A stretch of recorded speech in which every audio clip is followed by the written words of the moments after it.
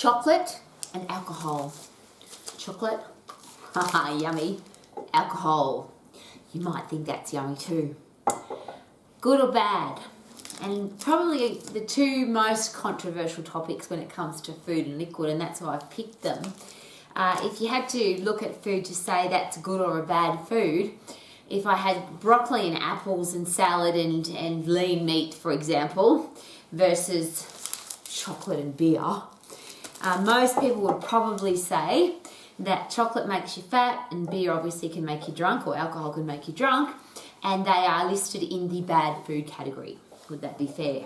They're going to make you a little bit chubby like my little frog here. As an exercise professional, these are very, very controversial topics for me, and I share this with you very passionately and openly because to the extreme, is it possible that these could be very dangerous? If you drink alcohol to the extreme where you become an alcoholic and alcohol is controlling your life, can that be very detrimental to your life? And of course the answer is yes. And if you've ever had the experience of having an alcoholic in your life, or you've experienced any form of that in your life, you'll know that it's very complicated and very soul destroying for the family, and it's just not a very nice way to live. So that's alcohol to the extreme. This is interesting because chocolate to the extreme. First of all, if you eat 2, 3, 4 kilograms of chocolate, you'll probably feel sick. The same as if you would eat anything 2 or 3 kilos of it, you'd probably feel sick. But there are a lot of people where this particular substance is in control of their life because they think it's a bad thing. So I can't eat chocolate because it's bad for me. I don't want my kids to eat chocolate because it's bad for them. It's got fat and sugar in it and it's bad for you. And that may well be true. However, if like me, you've worked with people who, even looking at this packet, desperately would love to have a piece of chocolate, but they would never because they think it's bad for them. So now, having seen the chocolate for an hour, 2 hours, 1 day, 2 days, 1 week, 2 weeks, all they're thinking about is, I can't have chocolate, but I want to. I really love chocolate, but I'm not allowed to have it. I wish I could have some chocolate. And people have shared with me they've become bitter and twisted and angry because they can't have chocolate because they think it's a bad food. Now, we could say the same about alcohol. It's interesting though because, and this is why I'm using both of these particular substances.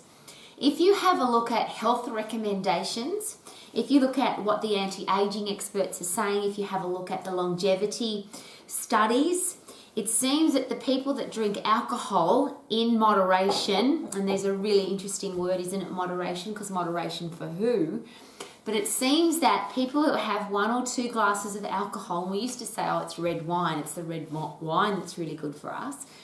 But the longest longevity studies in the world, the people that live the longest, it seems to be the people that have alcohol in their life.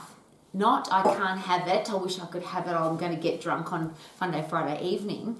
No, people who have 1 or 2 glasses of alcohol on a regular basis, if not every day, to the point where there are some health organisations, some health departments, some ministries of health in different countries around the world who suggest that you have 1 to 2 glasses of alcohol every evening because you'll live longer, you'll be less stressed, you'll be able to relax more easily, you'll be able to sleep better. Now, I'll go to the reverse of that again. I don't drink alcohol, and I'm not the only person on the planet. Now, there's a lot of reasons why people don't drink alcohol. Religious reasons, ethical reasons, poor experiences in the past, somebody in their family was an alcoholic, lots of reasons, I get that. For me, I just don't like it. This stuff, love this stuff, this yummy, always have chocolate in my house. But we always have alcohol in our house because my husband loves alcohol.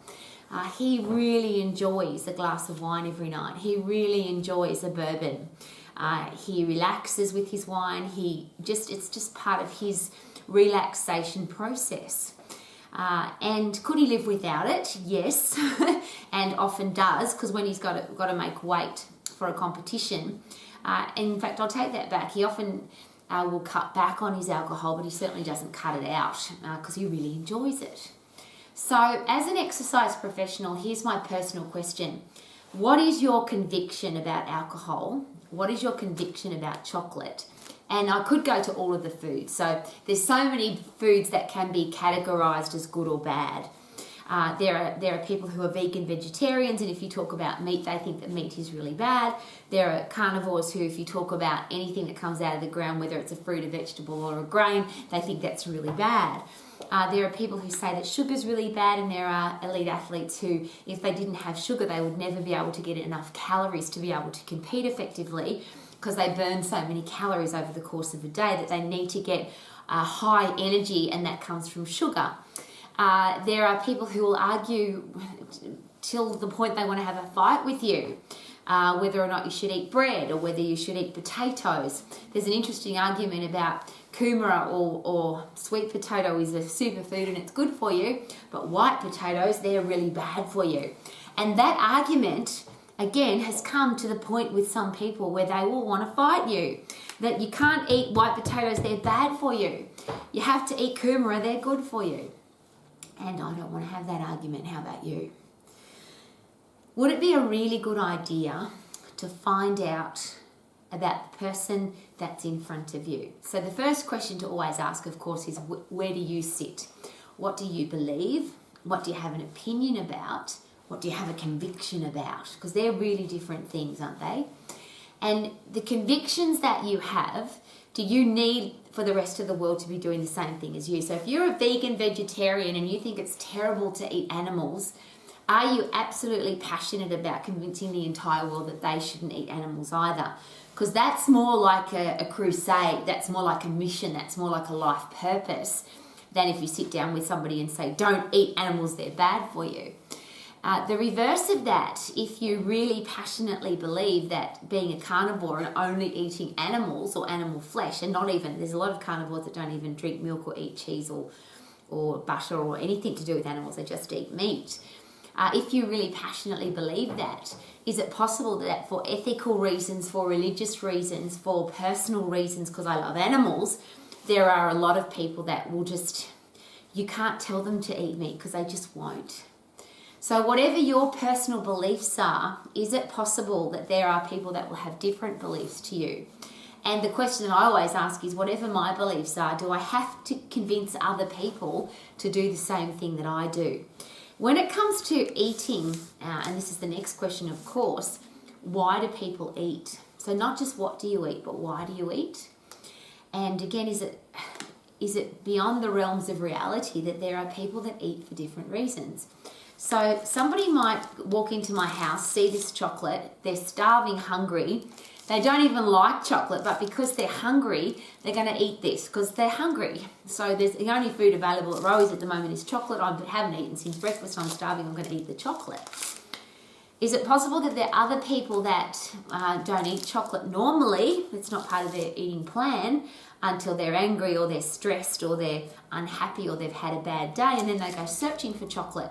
So then chocolate's not about anything to do with the physiology of the human body. It's about the psychology, the emotional scale. Remember the emotional eating scale, where 10, this end, food is controlling your life, completely emotional. Everything about food becomes emotional, about guilt, about happiness, about anger, about frustration, about comfort. Versus this end, which is 0 on the emotional eating scale, or 1, which is I just eat when I'm hungry, I stop eating when I'm full, and it doesn't matter what I eat as long as I get some food. And yes, I'll think about it logically, should I eat vegetables or should I eat fruit or should I eat meat, or what do I need to have to have high performance? But it's a logical decision, not an emotional one. The reason again that I ask that question is if somebody is at 10 on the emotional eating scale, where food is controlling their life. So they don't enjoy food anymore. They end up hating it because every part of their life is determined by, is that good or bad food? Can I have it? Can't I have it? How many calories are in it? How many fat grams are in it? How many carbohydrate grams are in it? How much protein is in it? Is there a right percentage of those foods in there? How much exercise will I have to do to burn it off? I really want to have it, but if I eat it, I feel fat. I really want to have it, but if I eat it, I feel guilty. If I really want to have it, but I don't have time today to do the number of hours of exercise I'll have to do to burn it off, so maybe I'll wait till tomorrow until I can have it. 0 on the emotional eating scale just says, I'm hungry, I'm going to eat it, I'm going to have it now. So where are you on that eating scale? And is it possible that if you are this end, where food's controlling your life, and you are a little bit, well, I don't know if you can be a little bit fanatical, you are constantly thinking about food, focusing on it, it's a driving force in your life, it's the thing controlling your life. Is it possible that your opinions, your beliefs, your convictions could pull people up that emotional eating scale? And I always use the example of kids. Do we really want our kids to grow up in a world where if they see chocolate, it becomes a challenge for them? If obviously, as an alcoholic, if you see alcohol, it becomes a challenge for you. It's a constant battle. And the other reason I put these two together is after the many years of working with people who have food controlling their life. So they're either anorexic or bulimic, exercise bulimic, obese, or a combination of all of those things. And I share that hesitatingly, if there's such a word, hesitatingly, because all of my people, all of my gorgeous clients that have shared their innermost secrets and fears with me, never wanted to be called an anorexic. They never wanted to be called a bulimic. They never wanted to be called the obese person. They were just a person that had some challenges with their food. And it was one of the reasons why they shared so much with me, because I didn't treat them like the anorexic or the obese person. Each individual person has a name, and they have a goal, and they have a reason for doing the things that they do. I've had people share with me that they just hate themselves so much that the reason they don't eat chocolate is that chocolate is a pleasurable experience and they don't deserve pleasure. So they only eat the food that doesn't taste good, that's boring, that's horrible, because that's all that they deserve. I'm sharing that with you because isn't that a bit different than can't have that because it's got too much sugar in it. The emotional eating scale is at this end, the 10 end, the fanatical end, the control end, is not what I want for anybody. And I've seen people who have become suicidal, they've self-harmed, they've become alcoholics, and food controls their life. They get addicted to food because it's controlling their life. So how do we stop that from happening? And that's why I put these two together, because good and bad food, or is it the amount in which we eat it? And alcohol is the classic example for that, because if you have 1 or 2 glasses of alcohol every night, there is a strong argument, a strong scientific argument that that's a good thing. And the longevity studies prove that. The people that have, without guilt, without anger, without going over the top, without getting drunk, the people that have had a great relationship with alcohol and they've had a couple of glasses of wine, and again, I'll rephrase, it's not the wine, it's the alcohol. They have lived longer with less stress, and they just seem to be happier people. Whereas if I overload with this, I get drunk, I become an alcoholic, it becomes really dangerous. So that's a really interesting substance, the alcohol. The chocolate, could it be the same? Could it be a little piece because you love it and really enjoy it? Could that add value to your life? Is it possible that if we think we can't have it because it's bad for us and we shouldn't eat it, it's naughty, it's got too many calories in it, if we put a stigma on a food, if we put a label, a bad label on it, is it possible we want it more? So there's often about this stuff we hear, if I open the block, I have to eat the whole block. Well, do you? If I open a packet of chocolate biscuits, I have to eat the whole packet. Do you? Couldn't you just have a couple of pieces and really enjoy it? It's one of the things when people come to my house, they think it's really hilarious because if you open my fridge, I always have chocolate. We always have alcohol. There's always lollies. There's always ice creams in the freezer. There's always all the food that people go, oh, that's such bad food. But if I open a chocolate, first of all, I only open this if I feel like having a chocolate. And there's days, times that I don't feel like a chocolate. But if I feel like a chocolate, I always have one. And I'll share this with you very personally. There's a reason for that. Because I've worked with clients. I've had people that I've become emotionally attached to, people that I love because they've become part of my life, who if they eat a piece of chocolate, one lady poured boiling water over herself, boiled her kettle and poured boiling water over her body because she'd eaten some chocolate. I had another client who put glued is what I'm trying to say, plastic fingernails onto her fingers and literally ripped her abdominal area apart because she'd eaten food that she thought was bad and she was trying to get rid of it. This continual throwing up food, vomiting and taking laxatives to poo food out because it's bad. I just don't want people to live like that. And unfortunately, when you put a stigma on food that says this is a bad food, there's not that much of a stretch to say because I ate that I'm a bad person. Whew. The interesting thing about alcohol and food from the emotional eating scale is I think and now I'm just hypothesizing, I'm not sure about this, but I have had a lot of experience with thousands of people, so I'm just going to share this with you very openly. If you're an alcoholic, it's been suggested that you don't ever drink again. Once alcohol is controlling your life, that's when you can't just have one drink. And that's what Alcoholics Anonymous is all about. That's what the psychology of getting rid of the addiction of alcoholism, it's been suggested that you can't get rid of it. You just don't drink anymore, because once you have one drink, then that opens up that box and you have lots of drinks. In my experience, people that have challenges with their food, it's the same. Once you've got to 10 on the emotional eating scale, and once you know calories and fat grams and percentages of macronutrients and food is controlling your life, I'm not sure you get over it. I'm not sure that you can, and now the challenge is you can stop drinking alcohol, of course, but you can't stop eating food. You have to keep eating food. Now, you don't have to eat chocolate. But the challenge is, of course, if you think that chocolate is a bad food, now for the rest of your life you have something that's controlling you, not the other way around. And if you are at that end where you're in control of your food and you don't eat any bad food, it doesn't mean that just because you don't eat it doesn't mean it's not controlling you.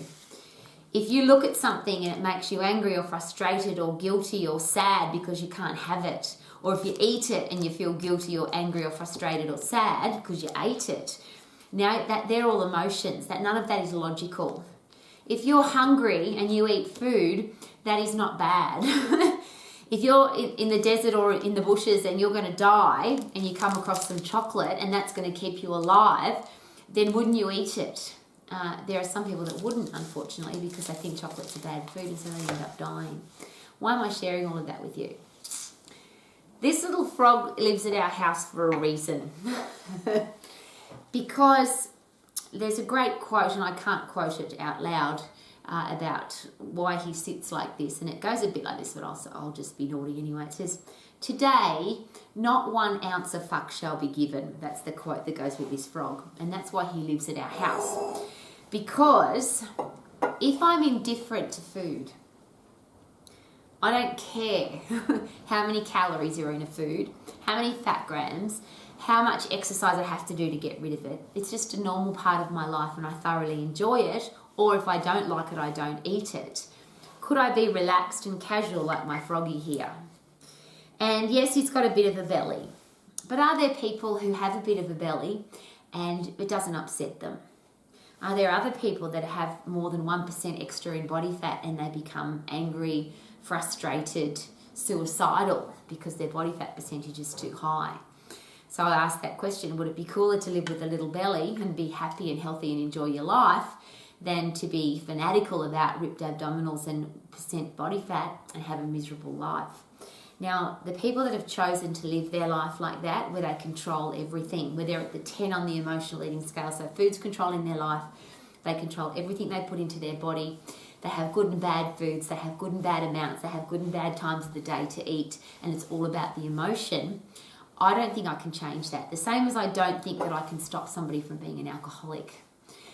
And the psychiatrists and psychologists and brain scientists will pretty much back me up on that. Once you're an alcoholic, you just can't drink again, because otherwise you are an alcoholic for the rest of your life.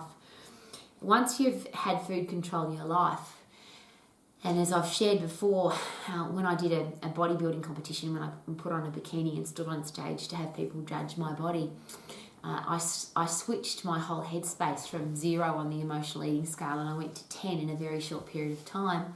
And I've never been back to 0. I don't think you can go back to 0, because once you've learnt something, you can't unlearn it. Once you know how many calories there are in a slice of bread or a piece of chocolate or an apple, you cannot unlearn that. Now you know that. So I can't go back to 0.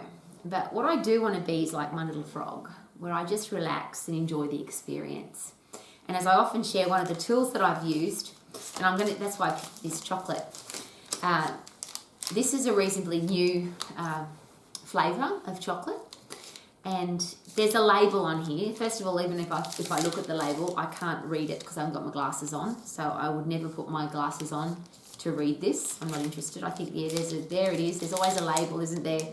In some countries it's illegal not to have a label, but that label there under here, can't read it because I haven't got my glasses, that tells me how many fat grams, how many calories, how much sugar, how much energy, all of that stuff.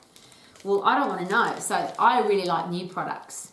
The products where I know the calorie count, and I know the carbohydrate count, and I know the protein count, and I know how much exercise I have to do to burn it off, I don't like to eat those foods anymore. See, that's why I'm not 0. I can never go back to 0 on the emotional eating scale, because food is still controlling my life to a point.